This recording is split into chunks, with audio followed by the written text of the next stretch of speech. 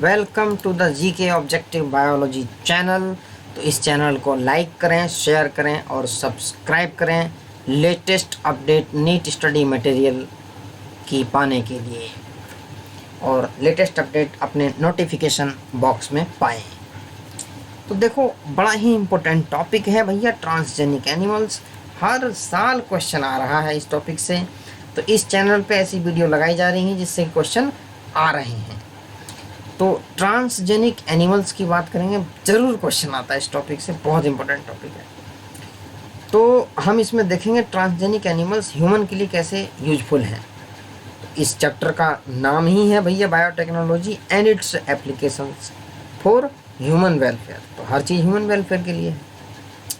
तो देखो, animals that have had their DNA manipulated to possess and express an extra gene, foreign gene, are known as transgenic animal। तो simple definition हो गई कि transgenic animal वो animal है जिसके के अंदर हमने कोई बाहर से कोई जीन का टुकड़ा या जीन, स्पेसिफिक जीन किसी स्पेसिफिक प्रोडक्ट के लिए डाल दिया, और वो जीन उस एनिमल में एक्सप्रेस कर रहा है और हमें उस जीन का प्रोडक्ट मिल रहा है। तो वो हो गया भैया ट्रांसजेनिक एनिमल। अच्छा जी, तो transgenic rat, rabbit, pigs, sheep, cow and fish have been produce. तो बहुत सारे एनिमल प्रोड्यूस किए जा चुके हैं, लेकिन 95% ऑफ ऑल एग्जिस्टिंग, जो 95% हैं सब के, वो हैं तुम्हारे चूहे, माइस। तो माइस हैं। देखो, रैट और माइस में डिफरेंस है भैया, ये ध्यान रखना। रैट और माइस में स्नाउट का डिफरेंस होता है। रैट अलग चीज़ है, माइस अलग चीज़ है। बहुत लोग सेम समझते हैं, थोड़ा सा डिफरेंस है, बहुत माइनर डिफरेंस है। तो how can man benefit from such modifications. थोड़ा सा ह्यूमन के लिए बहुत यूजफुल है ट्रांसजेनिक एनिमल्स, और वो कैसे है वो हम देखते हैं step wise. Normal physiology and development. देखो, नॉर्मल फिजियोलॉजी एंड डेवलपमेंट, इसको स्टडी करने के लिए हमें चाहिए।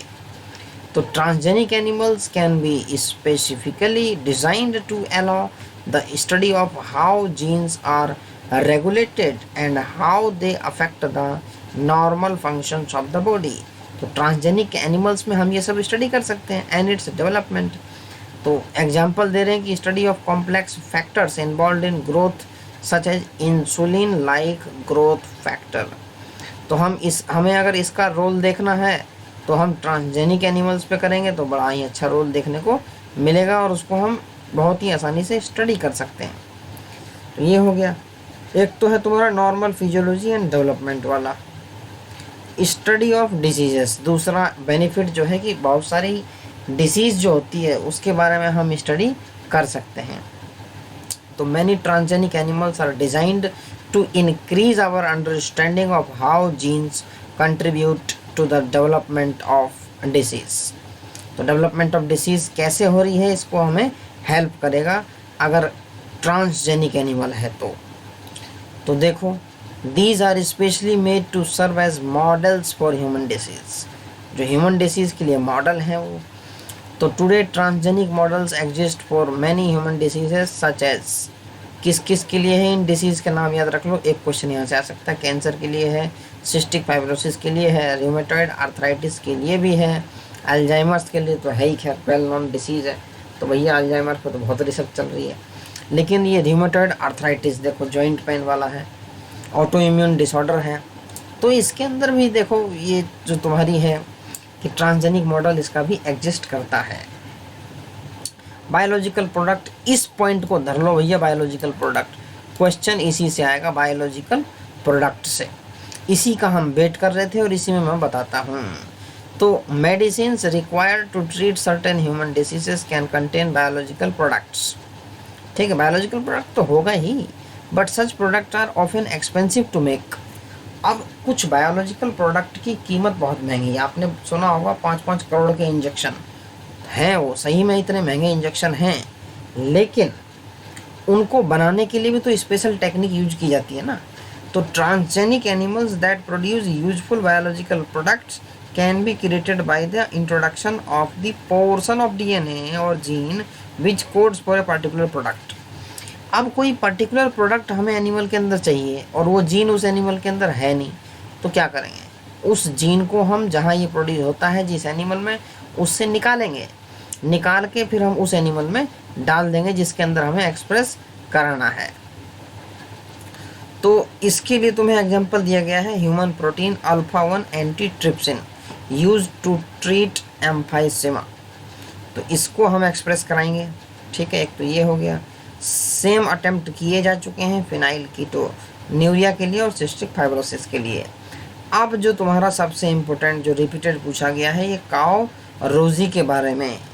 तो 1997 की बात है, पहली ट्रांसजेनिक काओ क्या आई थी, उसका नाम था काओ रोजी। Produced human protein enriched milk 2.4 ग्राम पर लीटर। ठीक है, 2.4 ग्राम पर लीटर ये प्रोड्यूस करती थी एक ह्यूमन प्रोटीन, उसका नाम था अल्फा लैक्टोल्ब्यूमिन। ठीक है, milk content the human alpha lactalbumin and was nutritionally a more balanced product for human babies than natural cow milk. तो ये जो तुम्हारा स्पेसिफिक ये 3 लाइनें हैं, 3.5 लाइन, इसको भैया रट लो। काउ रोजी क्या बनाती थी और कितना अमाउंट था, 2.4 ग्राम पर लीटर ये प्रोड्यूस करती थी, तो बहुत बड़ी बात है ये। उसके बाद वैक्सीन सेफ्टी डायरेक्टली क्वेश्चन आ चुके हैं कि transgenic mice are being used to test the safety of polio vaccines. बिल्कुल सही बात है कि ट्रांसजेनिक माइस को पोलियो वैक्सीन की सेफ्टी के लिए यूज करते हैं कि भाई जब ह्यूमन में देने से पहले हमें माइस में देना पड़ेगा, मंकी में देना पड़ेगा, चिंपांजी में देना पड़ेगा, तो हम ये जो ट्रांसजेनिक एनिमल ही क्यों ना क्रिएट कर लें जो जिसके अंदर की सबकी फिजियोलॉजी हो, तो उससे भी हम वैक्सीन जो सेफ है नहीं है, और आजकल तो वैक्सीन का ज़माना चल ही रहा भैया, देख ही रहे। तो transgenic mice are being developed for use in testing the safety of vaccines before they are used on humans. तो एक तुम्हें बता दिया गया पोलियो वैक्सीन के बारे में। तो केमिकल सेफ्टी टेस्टिंग, अब कोई नया केमिकल सिंथेसाइज होता है तो हम डायरेक्टली ह्यूमन को तो नहीं दे सकते, इसलिए हमें पहले टॉक्सिसिटी टेस्टिंग करनी होगी कि वो टॉक्सिक है क्या है।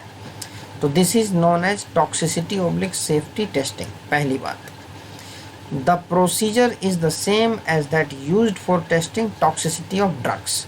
ये इसके प्रोसीजर सारे सेम होते हैं जैसे कि ड्रग्स की टॉक्सिसिटी को चेक करते हैं। तो transgenic animals are made that carry genes which make them more sensitive to toxic substances than non-transgenic animals।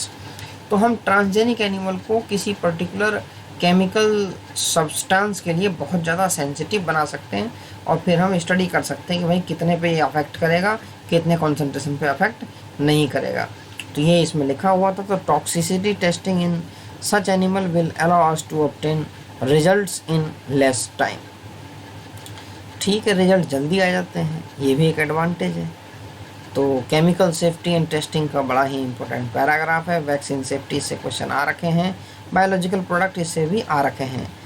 तो इस तरीके से ये वाला जो टॉपिक है ट्रांसजेनिक एनिमल्स का बहुत इंपॉर्टेंट है भैया, इस टॉपिक को पढ़वा रहो और इस टॉपिक से क्वेश्चन ज़रूर आते हैं। तो ये हुआ तुम्हारा ख़त्म ट्रांसजेनिक एनिमल्स।